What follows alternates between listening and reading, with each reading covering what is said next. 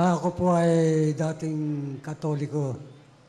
Ako po ay naguguluhan at ako po ay nagsusuri.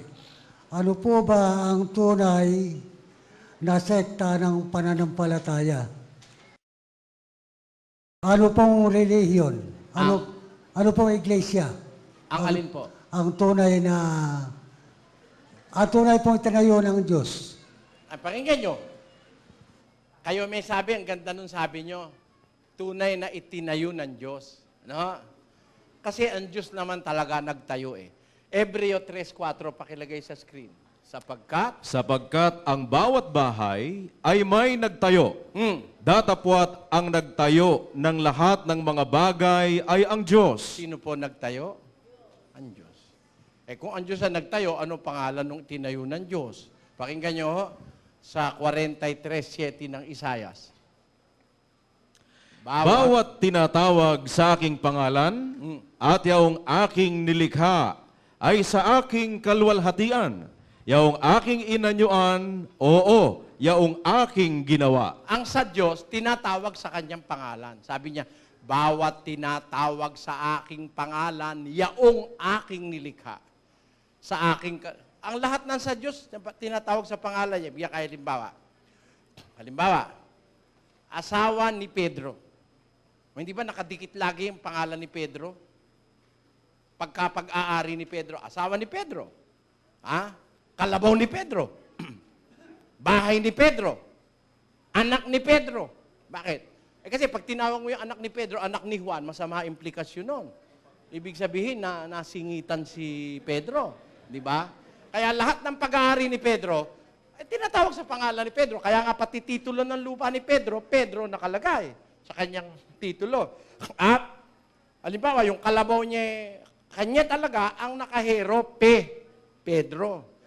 Ganun ang Diyos. Yung sa Kanya, tinatawag sa Kanyang pangalan. Kaya yung iglesyang nasa Biblia, 2 Korinto 1:1, pakilagay. Si Pablo, na apostol ni Kristo Jesus, sa pamamagitan ng kalooban ng Diyos.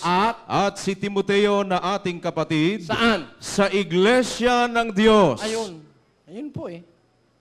Iglesia ng Diyos ang tawag sa iglesyang nasa Biblia. Iglesia ng Diyos. Hindi El Shaddai. Iglesia ng Diyos. Yan ang nasa Biblia. Hindi rin Iglesia Katolika, Apostolika, Romana. Wala po sa Biblia yan. O huwag kayong magagalit mga kababayang Katoliko. Mahigit po 300 ng Katoliko rito ngayong gabi. Babasahin ko ang Aklat Katoliko. Ang sabi, yan daw pangalang Iglesia Katolika, noon lang 1870 yan nag-umpisa. Hindi kay Kristo nang galing yan. Pakinggan nyo sa Catholic Discourses on the Apostles' Creed. By Reverend Clement H. Kroc sa page 191. In 1870, at the Vatican Council, the name Roman Catholic Church was proposed, but it was rejected. The bishops assembled unanimously decided upon this official name, the Holy Catholic Apostolic Roman Church. Kita nyo? The bishops assembled decided upon this official name. What is the official name? The Holy Catholic Apostolic Roman Church. La Santa Iglesia Católica Apostolica Romana. Kailan ho nilagay yung pangalan na yon? Nung 1870. 1870. 100 taon pa lang mahigit po yung pangalan na yan. Kaya hindi yan ang pangalan ng nasa Biblia. Ang nasa Biblia po, Iglesia ng Diyos or Church of God. Yan po ang nasa Biblia. Nabasa naman eh.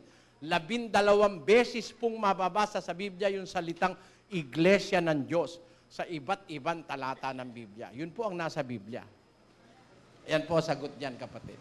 Kasi po, meron pa rin akong pangalawang katanungan. Nakitayin ko na po na rin katabi ko yung pong si Kristo, kung anong kalagayan. Mangyari po, kaya ko po kasi tatanong ito dahil na yun nga pong mga katulad nga ni Iglesia ni Cristo. Kaya ko po na itanong ito dahil na kung ako pinapitan uli, sasabihin ko ang tunay na iglesia, yung iglesia ng Diyos. Kasi ganito, parang ganito po kapatid.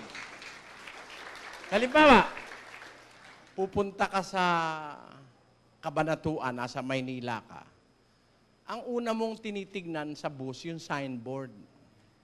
Di ba? Kabanatuan. Hindi naman basta bus, kahit ano, basta bus, sakay ka.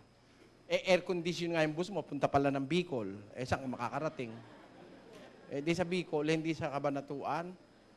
Kaya titignan mo po signboard. Ang isa sa pinakamagandang pagkakakilanlan ng tunay na samahang sa Diyos, yung unang-una yung pangalan. Pero hindi po natatapos sa pangalan. Kasi merong iba, ginagamit yung pangalan, panluloko naman. 139:20 ng awit. Basa. Sapagkat sila'y nangagsasalita laban sa iyo ng kasamaan at ginagamit ng iyong mga kaaway ang iyong pangalan sa walang kabuluhan. Minsan, may gumagamit naman ng pangalan ng Diyos sa walang kabuluhan. Kaya dapat, hindi pangalan lang, pero ang pangunahin po, pangalan. Susunod doon yung mga doktrinang sa loob. Kasi po, kung halimbawa, pangalan nga, iglesia nga ng Diyos, doktrina naman ng demonyo nasa loob, katakot-takot na lukuhan, hindi rin sa Diyos yun. Kaya, pangalan at pakatapos, yung aral. 7:17 ng Juan. Kung ang sino mang tao ay nag-iibig gumawa ng kanyang kalooban, ay makikilala niya ang turo. Saan ho makikilala? Hindi sa kapilya. Hindi sa dain ng miyembro. Ang turo. Kung ito'y sa Diyos o kung ako'y nagsasalita ng mula sa aking sarili. Ang sabi ng Biblia. Malalaman mo naman kung sa Diyos babasahin kung wala sa Biblia, hindi sa Diyos yun. Meron nun nagtuturo, kagaya ni Kibuloy. Pabasa mo sa Biblia, wala. Biro mo, pinalitan na raw ang anak, siya raw ang bagong anak. At ang bagong Jerusalem daw, ang Davao. Bago natin pakita, basahin muna natin yung 21:1 hanggang 2 ng Apokalipsis. Pakinggan nyo. At nakita ko isang bagong langit, sabi ni San Juan, isang bagong lupa. Sapagkat ang unang langit at ang unang lupa na param at ang dagat ay wala na. At nakita ko ang bayang banal, ang bagong Jerusalem na nananaog mula sa langit buhat sa Diyos. Saan daw manggagaling yung bagong Jerusalem? Mananaog mula sa langit buhat sa Diyos. Itong kadali-dali ngayon ni Kibuloy, ang bagong Jerusalem daw Davao. Yung bagong Jerusalem sa Biblia, mananaog yun mula sa langit buhat sa Diyos. Ito naman Davao, hindi naman mananaog at nandito na nga yung nakita ni San Juan na bagong Jerusalem, mananaog galing sa Diyos. Ito naman, ang Davao City raw, ang bagong Jerusalem. Ayan. This is the New Jerusalem. Ang New Jerusalem pala simento't kahoy alin daw yung New Jerusalem na yan? Asan daw yan? Lagay natin. It is the kingdom of God with the Spirit that says, not my will, but thy will be done in our lives, Father. He has chosen Davao City to become His New Jerusalem. Tamo? Sabi ni Kibuloy, pinili niya ang Davao City para maging bagong Jerusalem. Sabi ni Kibuloy yan. Ang sabi naman ni San Juan na apostol, nakita ko ang bagong Jerusalem, bumababa mula sa langit, buhat sa Diyos. Davao ba yun? Kaya, madali namang makita kung niloloko ka ng pastor kung hindi. Basahin sa Biblia. 7:17, balik sa screen. Kung ang sino man tao nag-iibig gumawa ng kanyang kalooban, ay makikilala niya ang turo. Turo, aral, hindi kapilya, hindi dami ng miyembro, hindi Amerikana, hindi nag-aral na ministro. Kung nag-aral, totoo na, hindi po totoo yun. Makikilala sa turo, yung aral ang batayan. Hinahango ba sa Biblia o nagsasalita ng mula sa sarili? Yan. Yan po ang unang-una sa lahat, yung aral. Kailangan nasa Biblia po yung turo. Ganun po yan, kapatid. Okay na po? Maraming